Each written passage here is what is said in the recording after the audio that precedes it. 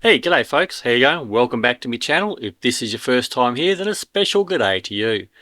In today's video, we're going to be checking out the Wilpena Pound Caravan Park, which is in the Flinders Ranges of South Australia.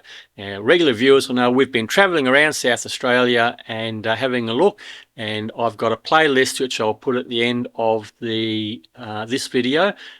So if you want to go and check that one out, if you're planning on travelling around South Australia, then perhaps maybe you might find some useful information in there.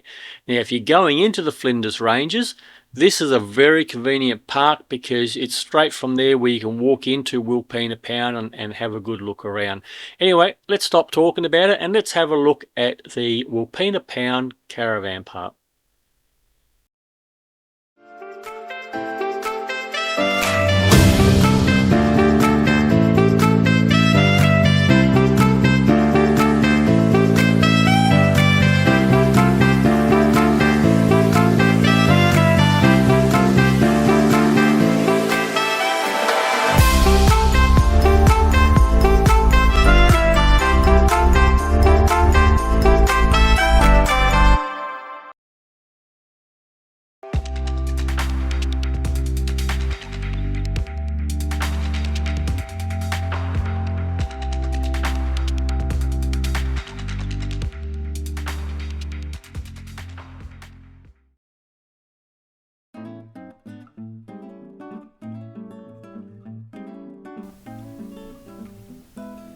Getting to Wilpena Pound from the south is straightforward, with a well-maintained bitumen road leading right into the area.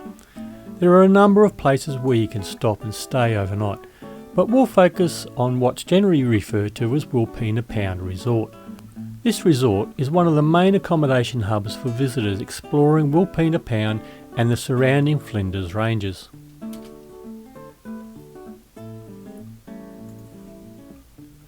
Looking at the map, let's get a sense of the lay of the land as you come into Wilpena Pound from the main road into the Flinders Ranges. If you're going to the caravan park, your first stop will be the office, located here. The caravan park is separate from the actual resort, which is located further up the road, just to be clear of that. And while we're here, you'll find the toilet dump here. Now, there was only one real issue I had. When I made my booking, I booked for a caravan site with power and water. When we got around there, we were told that we weren't on a caravan site. We're actually going to be on a tour bus site, which wasn't a problem. It had power and water. And I actually kind of thought it was funny because being that I'm an ex coach bus driver, it was kind of like almost like having a day at work again. So yeah, I kind of thought it was funny. But they gave us our map and told us where we had to go, and off we went. But now I've got a Australian qualification in map reading and navigation, and actually so does my wife. And we looked at this map and looked at the ground, and no matter which way we turned this map, up, down, inside and out, we couldn't find our site. We went round and round in circles. The wife ended up getting out and walking around trying to find it, and then eventually she found it. And it was a bit of mucking around to get the van into it, but we got there. And I mean, I thought, the pair of us must be having a stroke or something, but we couldn't read a map, But it turns out it wasn't just us, because while we were there, we saw lots of people walking around in circles trying to work out where they're supposed to be. The maps are not really a very good quality map. They don't really properly represent the direction of travel and everything when you're inside trying to move around the paths and everything. The issue was, when we got there, there was somebody else sharing the site, and they did tell us this at the beginning, and I was quite happy with that. In fact, they were quite nice people. We spent a lot of time chatting to them while we were there, so yeah, I didn't have an issue with that. But the problem was, well, luckily for us, they weren't using power and water, because if they wanted power and water, there was only one tap and one power point.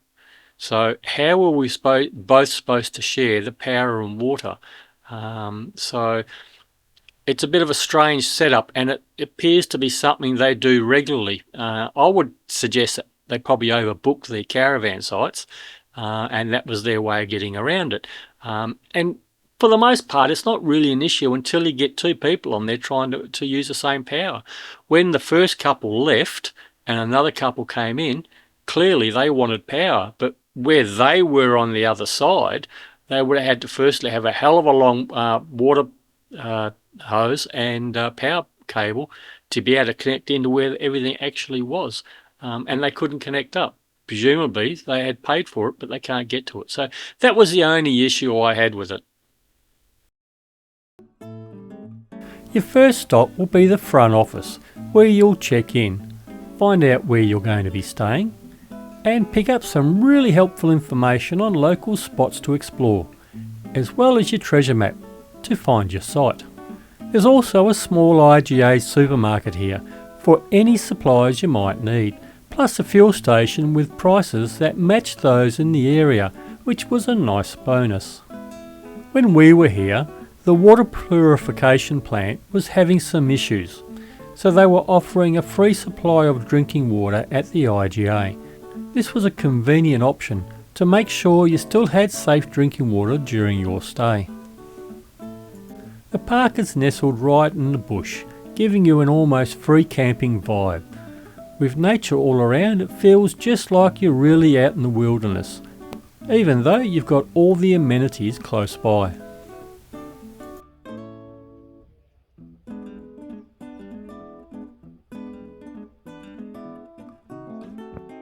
As I mentioned, we were in a tour group site, which came with its own setup of picnic tables and barbecues.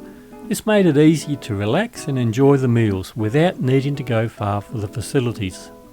The ground here is mostly clear of debris, which, while it can make things a little bit dusty during the dry months, has its perks. At least this way, you've got a good chance of spotting any slithering visitors before they get too close.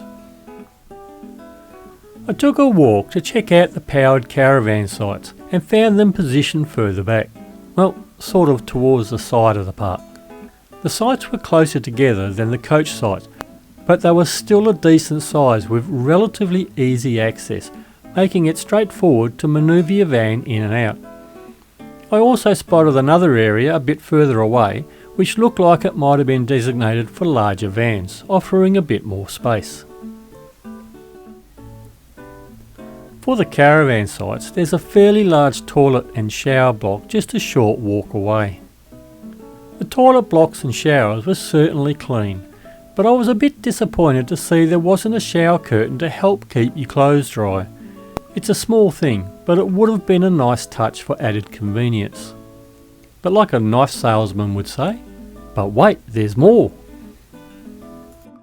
A little further back is another camping area with another toilet block and with laundry facilities.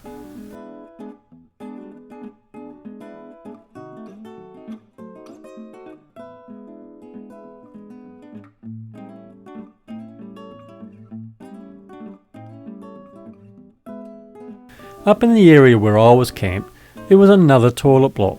This one was a bit more open, giving you a sense of being out in the fresh air, with just the walls for privacy. Considering the amount of dust that can blow around the area, it was surprisingly clean and well maintained, which was a nice touch.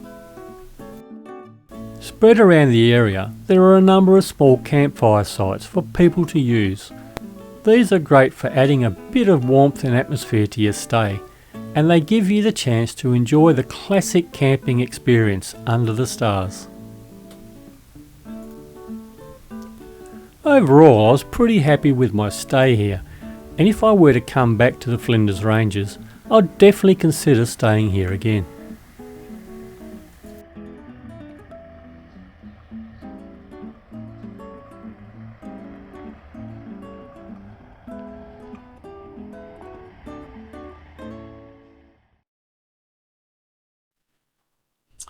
Well, that's the Wilpena Pound Caravan Park. As I said in the beginning, if you're planning on doing some of the walks into Wilpena Pound and around Wilpena Pound, this is a perfect place to base yourselves because the walks start right from where you're camped. Now, I've done a couple of videos on the area. As I said, this was all part of the South Australian road trip.